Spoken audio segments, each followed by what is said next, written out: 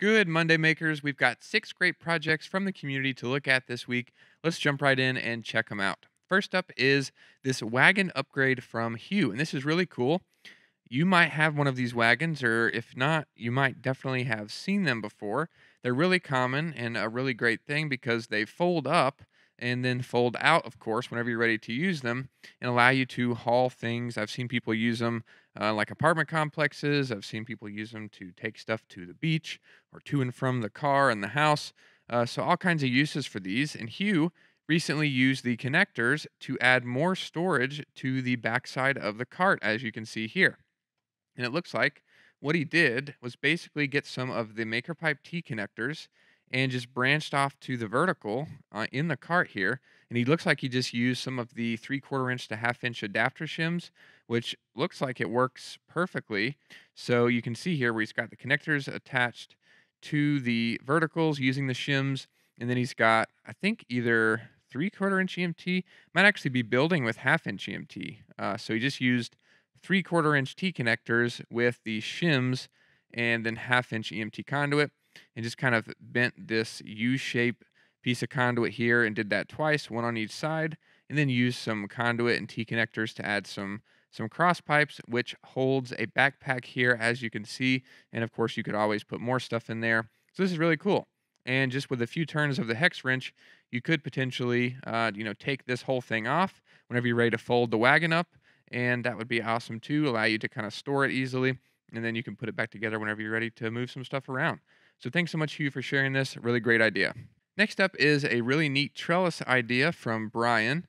You can see here that he had a garden structure. It looks like it's an enclosure that he already had in place using some set screw fittings, and he wanted to build off of that to be able to trellis his plants, which is a really common thing, even if you're no matter what you're building it with wood or whatever it may be, you might have a cube or rectangular structure around your garden beds, but you need something more on the inside of the structure to, be right above the plants to allow them to trellis and climb up. So what he did was basically just use a few of the Maker Pipe T connectors to branch off some of the cross pipes in the build, and then he just added a pipe that runs from front to back here, and then from there he's got looks like just some bamboo just kind of attached to the verticals. Looks like using some, maybe those are zip ties or just some paracord or something. But basically, he's just got the bamboo stakes attached to this long piece of conduit, and that's going to give the plant something to trellis on. And it's nice and simple, just a few connections and a few pieces of conduit that he was able to add to his build. So really cool. Thanks so much, Brian, for sharing this idea. Really great project. Next up is a build from Gary, and this is a bottle rack that you can see that he made for behind the bar. And this is really cool. It has a really unique angle and shape to it. It's more of a triangle. And actually, I thought that that triangle was kind of underneath, kind of like an underneath piece of the shelf. It's actually a mirror that's on the back. So there's a triangular shaped mirror in the back corner here.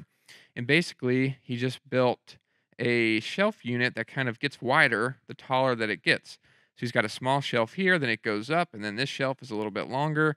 Then it goes up, and this shelf is a little bit longer than that one. And then it goes to the very top, and it's a full width shelf.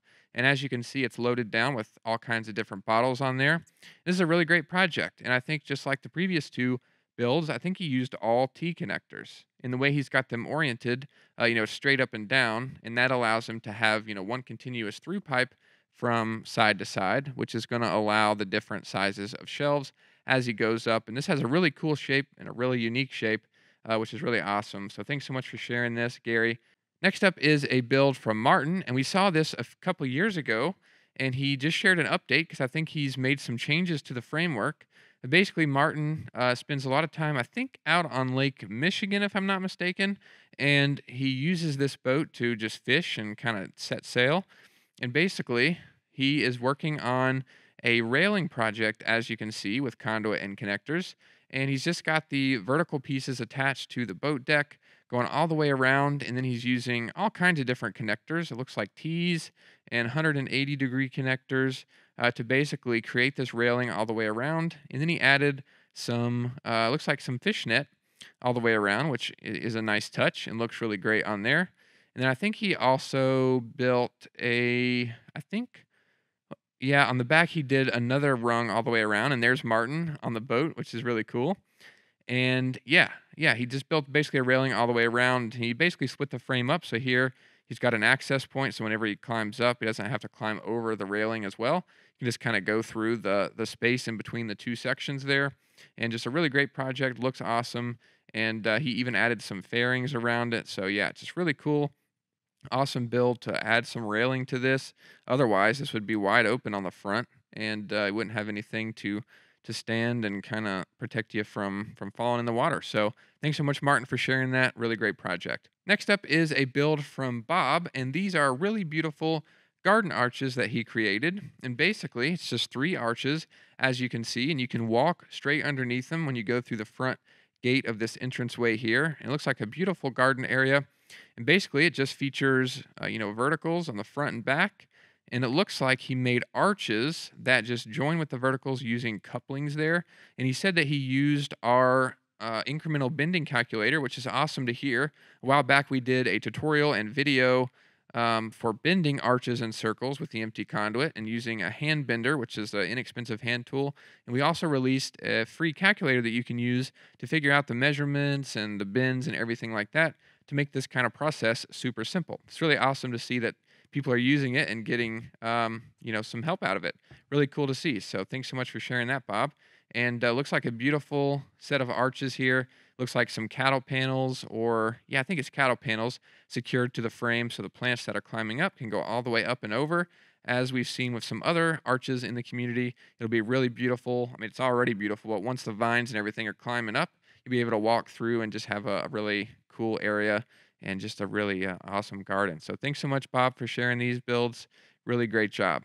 Last but not least is a build from Kenneth, and these are really awesome. So he said he was wanting to get doors for his Polaris Ranger, and of course they actually make some and sell them, but they're upwards of $1,000 if you buy them directly from the factory. So what he did was basically built some out of empty conduit and connectors, and I'm not exactly sure what the material on the outside of the frame is, but basically he used half-inch EMT conduit with T connectors, and I imagine he used a bender to get all these intricate bends, and basically just made the door frame. And then he used one-hole straps to secure the conduit frame to the skin of the door. And here we can see from the outside. And I'm not sure. Let's see if he said anything. Oh yeah, quarter-inch HDPE sheets for the skin. So that's cool. Good information. And basically just cut out the shape of the door, and it fits in there nicely, closes, and looks like it's straight from the factory. So that's really cool. It's even got windows in it and hinges incorporated into it. So just a really great job. And all in all, he said it was just under $450. So that means he saved like more than half by DIYing it, which is always awesome. We love those kind of stories. So thanks so much, Kenneth, for sharing those builds. And glad you saved some money and got what you wanted. Thanks, everybody, for posting your projects. As always, it's a pleasure to see them, and we really appreciate you guys sharing them with us. If you want to see any of these in more detail, they'll be linked down below. Thanks, everybody, for watching, and we'll see you in the next video.